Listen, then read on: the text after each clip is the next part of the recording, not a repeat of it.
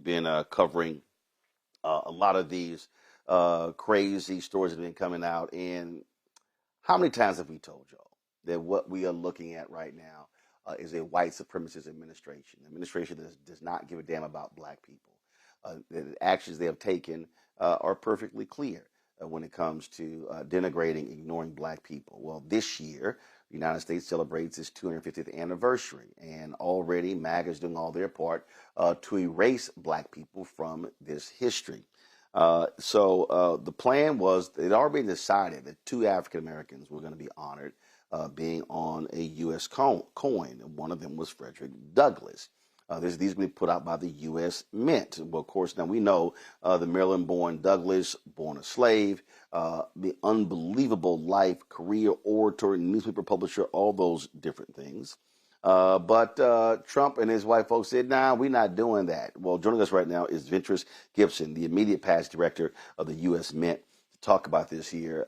Ventress, so take folks through what was already decided and how long that process was. How many coins are we talking about? How many Americans are going to be honored on these coins? The coins that are out now are not representative of the designs that were approved by the former Secretary Janet Yellen, approved by the Commission on Fine Arts, the Smithsonian Institute, and others. We worked diligently with Ruby Bridges' family and herself, of course, and Frederick Douglass, the appropriate contact points for that. But what is so important about this is the Semi-Quincentennial Commission Act of 2016 said very clearly they wanted a complete picture of American history. That was one requirement. The second requirement was to include women. And thus, when I was there as the director of the Mint, went out on a survey to the public where we framed the various pieces of history throughout the United States and had the public vote. We ran various groups, we did surveys, and as a result, we came up with the various periods of history. And then from there, asked the public, well, here's who do you think should? So we did engage the public. I probably went further than you wanted me to go, but that's just the backdrop. No. Actually, no. That's actually what I wanted. Okay. And so, what were the total number of coins that were going to be issued? The nickel, dime, penny, quarter, dollar coins, all would change. And the act required that the one change to the circulating coin, which is that group of coins, nickel, dime, pennies, quarters, etc., was to have 1776 to 2026. The designs, however, would come from our medallic artists, as well as our artists that we have in the United States Mint, highly talented people. And they work feverishly and really try and tell the story through medallic art. And that is exactly what they did. So there were numerous renderings. I have one that I can just hold up to the screen for you because I think you would be very pleased to see it. Sure. Okay, here's an example. This is Ruby Bridges.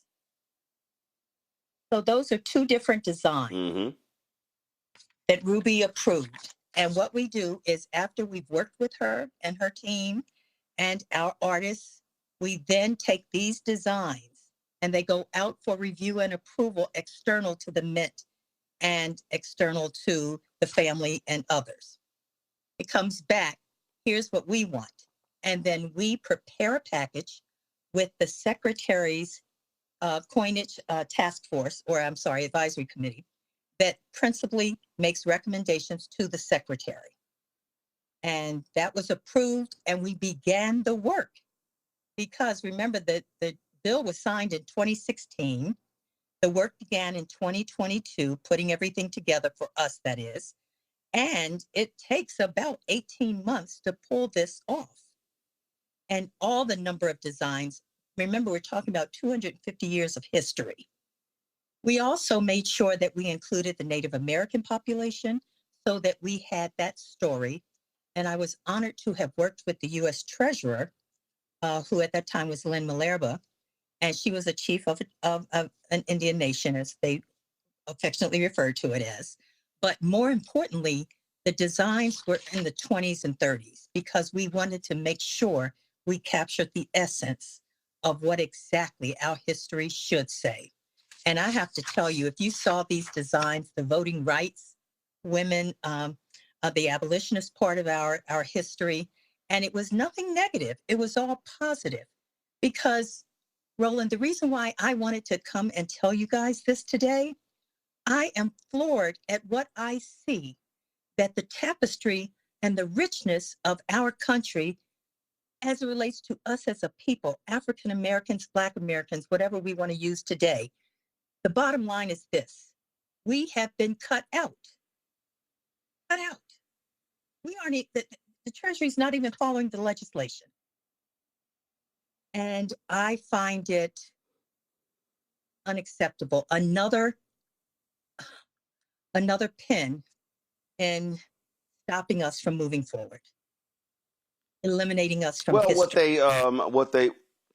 what they claim this is about patriotism and putting patriots on. They also chalked the designs that you talked about up to wokeness and diversity and so and that's what this all is about. This is about whiteness, and so what Donald Trump and his Treasury Secretary Scott Bessent did, they totally ignored the committee as well. When they unveiled this, the 11 members of the committee didn't even show up for it as a statement of protest.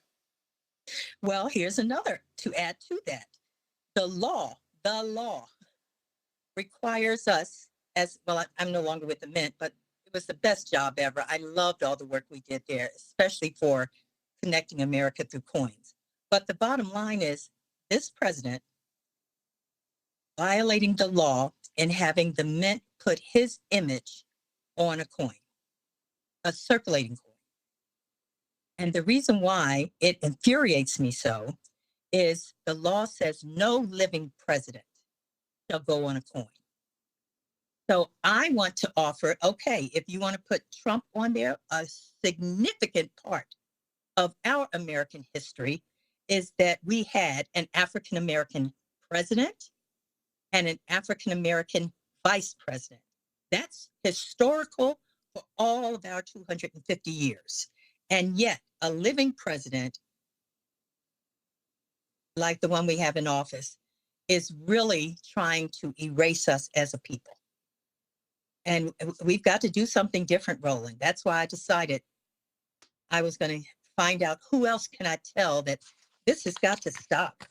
I offered that, why don't we find an African-American coin company and share these designs. They will not be circulating coins, of course, because it's really too late to do that. But giving our people an option, letting our children know that when you hold this coin in your hand, you are part of that history. Right now, the coins that are out there, and the Mint has said this, and I was surprised by that, that as Americans, when we hold these new coins in our hands, we will feel the connection to coins. I want to feel connection to my people. I want to feel that we are part of this country and have been, and so significantly so. And I want to stand and say, no, if it's up to me, I can try and do as much as I can in reaching out to others. And that's why I reached out to you, to Mike Dyson, and to you. Thank you. Well, this goes to show you the kind of folks that we have there. And when you are a massive narcissist, there's no shock that he would want to put his own face on a coin, and then he would have his lackeys defend doing so. And that's exactly what we're dealing with. Well, Yeah. Ms. Gibson, we certainly appreciate you joining us, apprising us of this.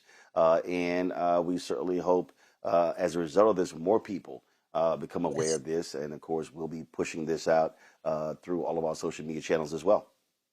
Thank you. And I just leave you with this, that Dr. King told us that injustice anywhere is a threat to justice every day. And we are realizing it every day. And yes, indeed, we are. We appreciate it. Thanks a lot. Thank you. Raven, I'll start with you. Let's just be real clear, and I got no problem saying it. These people, it's whitewashing, it's white supremacy. At the end of the day, their whole idea is like, oh no, we don't want to talk about those things. We don't want to talk about women's suffrage. We don't want to talk about slavery. We don't want to talk about civil rights because no, that's not how we should be talking about the power of what it means to be an American. They want to overlook those things as if they didn't exist. And so that is what we're dealing with. We are dealing with white supremacists who want to hold up a white view of America in its 250th year. That's absolutely right. This is straight up a historicity. And honestly, I'm somewhere between enraged and like on the verge of tears almost because it's so sad and so shameful that 250 years into this project called the United States of America, the leaders in this country still refuse to reckon with this nation's original sins: chattel slavery, indigenous genocide, land theft. The list goes on and on. And the alternatives of who they want to put on those coins are the founding fathers. This administration is obsessed with the founding fathers. But let's break it down, right? James Madison, enslaver. George Washington, enslaver. Thomas Jefferson, enslaver and assaulter. Let's not forget about Sally Hemings, right? They just keep showing their colors over and over and over again. And I know there's a lot going on in the news cycle right now, so folks may have missed this, but the White House actually partnered with Prager University to push out these AI generated, videos of the founding fathers with the intention of essentially pushing out more of this ahistoricity. So it's really just astoundingly predictable. I think this goes even beyond a quote unquote colorblind positionality in terms of these politics. It's really something much more sinister. It really is an attempt to rewrite and obfuscate the histories of communities on the project. Look, I mean, these people don't care about any of this. It is about whiteness, Michael, pure and simple. That is their focus. That is their strategy. I mean, they are just making my book, White Fear, just come alive every single day with every move they make.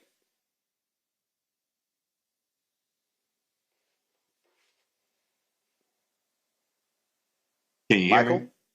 Okay, I've got you. Yeah, we got you. Yeah. Well, Roland, unfortunately, this is not surprising. And this is just indicative of these white supremacist, white nationalists. And in 2024, they told us what they were going to do. So, this is unfortunate, but it's it's not surprising. I mean, when you revoke Executive Order 11246, affirmative action, from President Lyndon Johnson on your second day in office, well, we can see that this was coming, And one of the interesting things is we see this attack from Donald Trump on the Smithsonian African American Museum, right? And they want to sanitize it, and they say it talks too much about slavery. Now, in 2017, when he took a tour of the museum, he talked about how it lauded great heroes and how magnificent the museum was, things like this. And New York Times has a good piece called "The War on Wokeness Comes to the U.S. Mint," and they said to commemorate the abolition of slavery, the committee had recommended an image of Frederick Douglass, okay, as the sister just talked about. On the obverse, and shackled and unshackled hands on the reverse, right? So they want to wipe out all these references to slavery. We see his attack on Juneteenth. We see his attack on Dr. King holiday as well. So this is not surprising. This is white people being white people, white supremacists, I should say, being white supremacists. And unfortunately, this is what happens when the wrong people get in power. They do things like this. Matt? So one thing I wanted to ask Ms. Gibson is how the Mint determines what its priorities are when you have, I guess, new circulating coins coming out like this, because there's got to be some component there where they talk about, the psychology of a minted coin, I don't know, I guess you say like the patriotic value, making sure people are on it, all that kind of thing, because I'm sure there's some psychological questions that go into that. So the first question is, how does a mint even decide how you're going to show? They got all of that. Matt, no. Right. I said, Matt, what you laying like if you pull up, they got all of that. These folks don't care. Yeah. They just run roughshod. Yeah. They don't care about the law, the rules, the committee, the choices. They don't care about it was public. They like, damn that. They went woke. That's wokeness. It's out. No doubt. And I agree with you. But the reason I was getting to that is because the thing that's really interesting about this is the reason they're saying the quiet part out loud, which is we don't care about anybody who's not white, is the actual theme is something like America's journey to a more perfect union, right? So if you look at the words of their own theme that the Trump administration has kept, that would be inclusive of anybody part of that journey. But instead of making the messaging coalesce with that, instead of saying, oh, this is about, commemorating America's founding, or using something that's at least, defensible as a reason that you extricate everybody who's not white and who's not a founding father, they say it's America's journey, and you don't include most of the parts of that journey. We know it's racism. There's no question with that. But it's interesting that this administration has gotten so brazen, and they are so used to just making the message that they want to make, that they don't even try to enshroud it in anything. They just say America's journey doesn't include Negroes. America's journey doesn't include Latinos, Chicanos. It does not include anybody who's not white. And I think that's emblematic of the fact that every one of these coins is a white person. And that to me seems like, if you have any, intellectual honesty, if it's America's journey, it's got to include some, representative of all parts of that journey. And this clearly is not that. And then the other thing about him being a living person on circulated coins, it's crazy to me, the extent to which we as a society have accepted rule breaking from the president of the United States. We talk about it on this show all the time. But I mean, that's about as brazen and unequivocal and overstepping of the law as you get. You're a living person. You can't be on a minted coin. Bump that. I'm about to be on this minted coin. I mean, we're just in banana republic territory now, because you just do whatever you want. And that's, obviously shown by them rescinding all of the work that had gone in to make sure this was a more inclusive and representative showing of America's journey toward a perfect union. If I can jump in and add on just a little bit there. Yeah, go ahead. Sorry, I'm breaking form. I just want to say white people, and specifically white men, they're not even giving white women their flowers here. Like, there's no interest in that either. So I just wanted to name that real quick. Oh, no. Look, they want white women to get their asses back in the house, not work, and just lay down, kick out some babies, and get your ass in that kitchen and cook. That's literally what these white men are all focused on. But when Matt talked about how brazen they are, listen, we're dealing with a thug. I mean, listen, this fool here, shortly after Netflix made their decision, when it came to Paramount, he bought some Netflix bonds. Donald Trump is everything we talked about. He desires to be a king. He desires to be a dictator. He loved how they would hang the banners of the Soviet leaders and the North Korean leaders in these other countries, Saddam Hussein. He loves all of that. That's what he desires. So it's no shock. Yep, I'm going on the coin. I don't give a damn what y'all think. Oh, there are rules against that? Don't give a damn. Yeah, I'm going to personally enrich myself. I'm telling you right now, I'm going to go ahead and put a number on this here.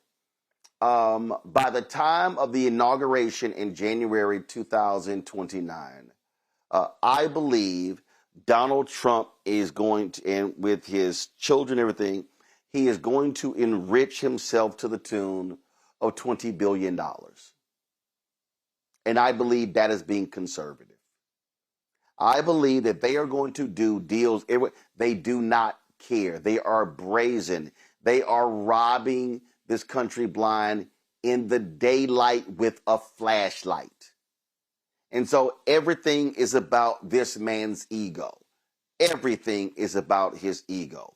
And that's why he is scared to death of the election in November. Reuters did a story, and I definitely want to get y'all thoughts on this. So let me read y'all this quote. So this is from a Reuters story. Yesterday, in an interview with Reuters, Trump complained about the common pattern of a president who wins an election then loses seats in the midterms and suggested he didn't want to be in that position. Quote, "It's some deep psychological thing. But when you win the presidency, you don't win the midterms," Trump said. He went on to say that he had accomplished so much that, quote, "when you think of it, we shouldn't even have an election." Michael.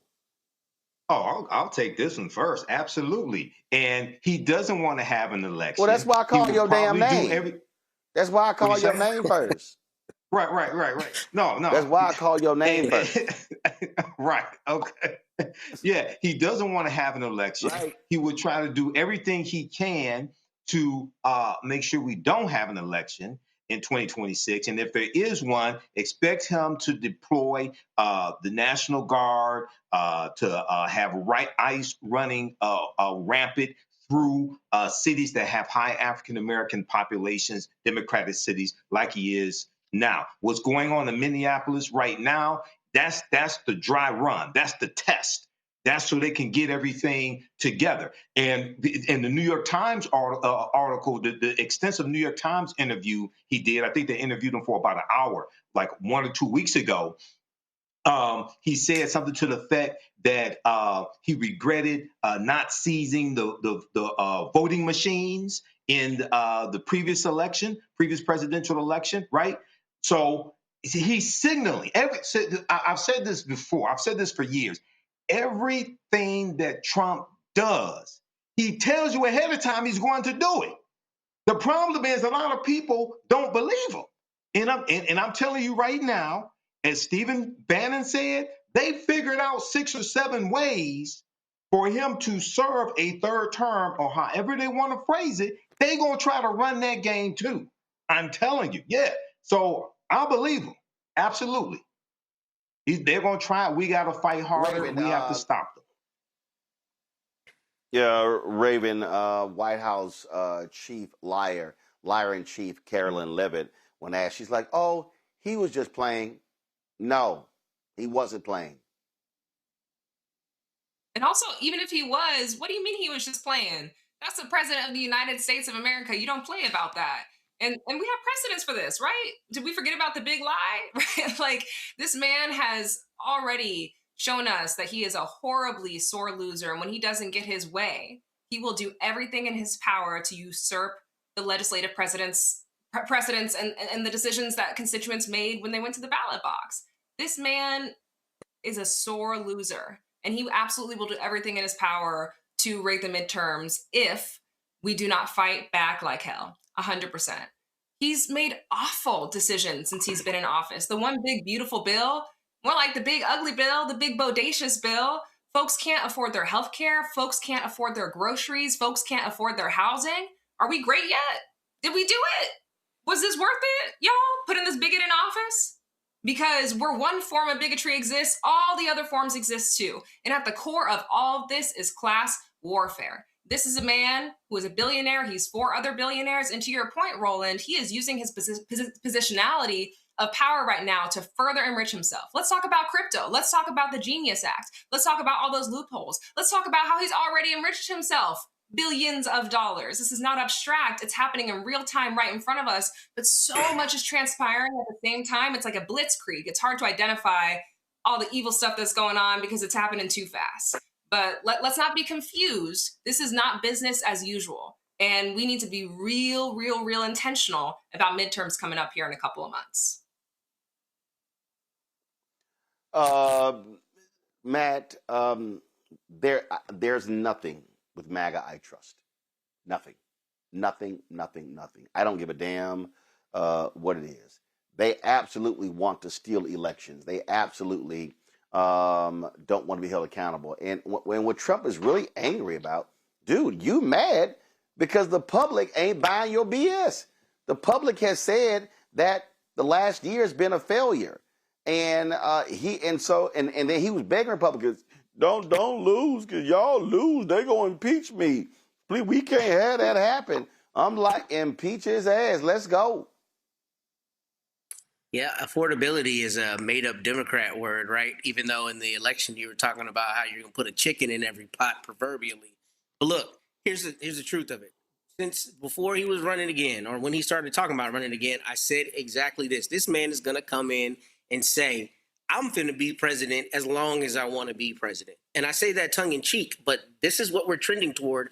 And part of this is all of our fault. What we have done in this society is we have legitimized this stuff that is out in the ether that would just be beyond the pale. I think Raven kind of alluded to it earlier when she said, this is the president of the United States. Before the Trump administration, we not only would have been mortified by this, but it would have probably been political suicide for a president to say we're not going to have elections. But because we're in a banana republic, the president can, quote, make a joke like that, and then Caroline Levitt can go on and say, oh, he's just joking. No, you don't joke about that kind of thing, because that's the kind of thing that is a fundamental bedrock part of our society. We got to have full and fair and free elections, and you don't get to say that we're not going to have elections at all. So, yeah, he's afraid of being impeached. And he's also able to say whatever he wants to say because we give him a bullhorn to say the bullshit he continues to say. And we as a society talk about it like it's something that needs to be discussed academically rather than said, this is absolutely banana pancakes. We cannot give this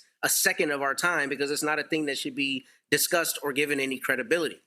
On top of that, you talk about his narcissism and you talk about how egocentric he is. But I think a thing we don't talk about enough is that he is an egocentric puppet.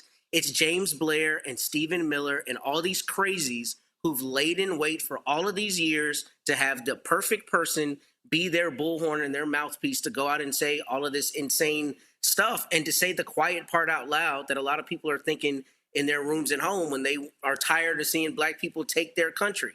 That's what we're seeing. We're seeing kingmakers use the puppeteer, use the puppet, act as the puppeteer, and have him enact this insane policy. I mean, we are seriously sitting here talking about the president joking about us not having elections. That's exactly the kind of thing they would get on TV and say, this is why we need to go into X third world country and go depose their government because they're denying their citizens elections. But our president gets on TV and says, I'm not going to have elections, or rather says it in an interview.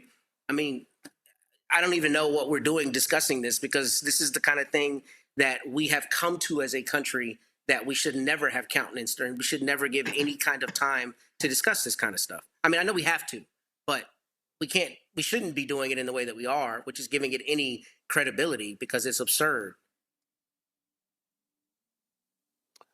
Well, many folks said him running for the White House was absurd. And these idiots chose to do it.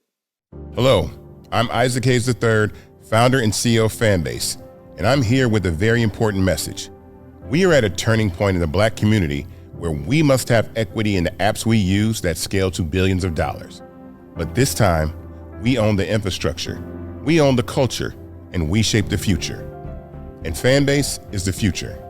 Fanbase combines the free functionality of Instagram, TikTok, and YouTube into an all-in-one platform built for the evolution of social media and monetization. With over 1.4 million users, that's real proof that we are shifting the conversation of tech ownership and equity for creators. So right now, I want you to go to startengine.com/fanbase and invest today. The minimum to invest is $399. That gets you 60 shares of stock in Fanbase at $665 a share. This marks a turning point in Black ownership of social media. If we don't take this opportunity to own social media right now, we will always be customers to our own creations. And that can't go on. So once again, go to startengine.com/fanbase and invest today. We must own the platforms where our voices live, our stories matter, and where our culture drives the world. Thank you.